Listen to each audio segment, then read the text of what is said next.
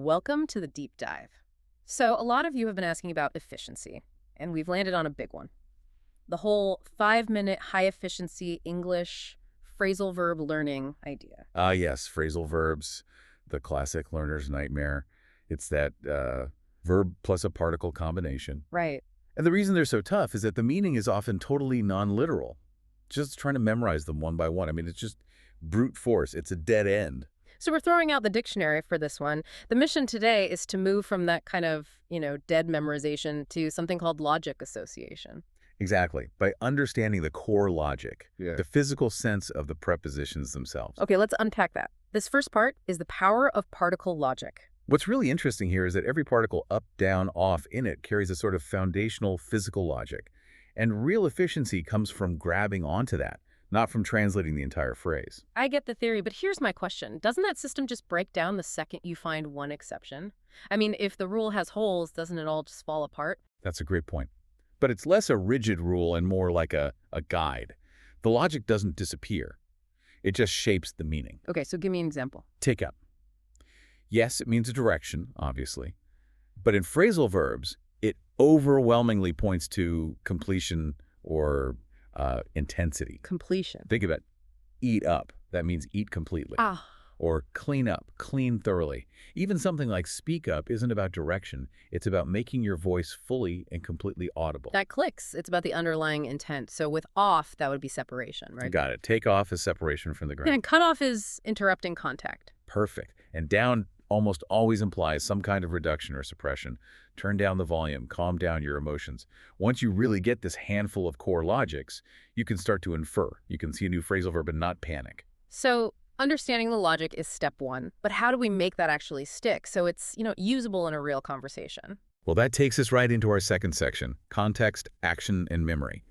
The sources really hammered this idea of categorization by scenario. Because your brain likes organized files. Your brain loves it. So instead of a random list, you focus a session just on, say, office phrases. Like fill out a form, set up a meeting. Or follow up on an email. Exactly. When you learn them grouped like that, your brain just finds them faster when you're actually at work. Okay, and then you add movement to it, this physical action linking method. Yes, using kinetic memory. This is the part that helps you bypass the mental translation step. It helps you achieve what we call intuitive reflection. Instant recall. Basically, yeah. Yeah. Instant recall without conscious thought. Okay, I have to be honest. This sounds useful, but doesn't it feel a little ridiculous? A professional learner standing there, mimicking actions. It might feel awkward for a minute. Yeah. But the results are so fast. The physical movement of storing something links the sound, put away directly to the action. So it skips that internal voice that goes, okay, put away means store, and store means. It skips that whole process. Yeah. You're training your brain to react, not to translate. I'm sold. Okay, so how do we apply this? Let's get practical with the 5-minute daily drill. This is where it all comes together. 4 quick steps. Step 1, 1 minute. Pick one core word, either a verb like get or just a particle like off. Step 2, also a minute. Build an association map. Find 3 related phrasal verbs. 3 is perfect. And really feel their physical logic. Then comes step 3, 2 minutes, and this is the most important part, contextual sentence creation. Making it relevant to your own life, not a textbook example. Never a textbook example. If you need to follow up on a contract, your sentence is, I have to follow up on that contract before lunch. The relevance connects it to a real memory. And the final minute, step 4, is visual recall. Yep. Close your eyes, actually visualize yourself doing the action, and just silently repeat the phrases you made. 5 minutes. Super high impact. And there are tools for this, right? Oh, absolutely.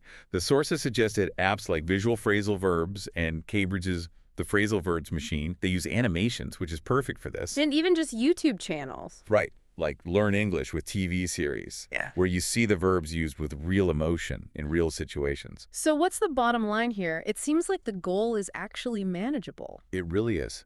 Mastering maybe the top 50 core phrasal verbs gets you through something like 80% of daily conversation. Phrasal verbs, they're kind of the soul of native English. And you get there with logic and movement, not brute force. That's the whole game.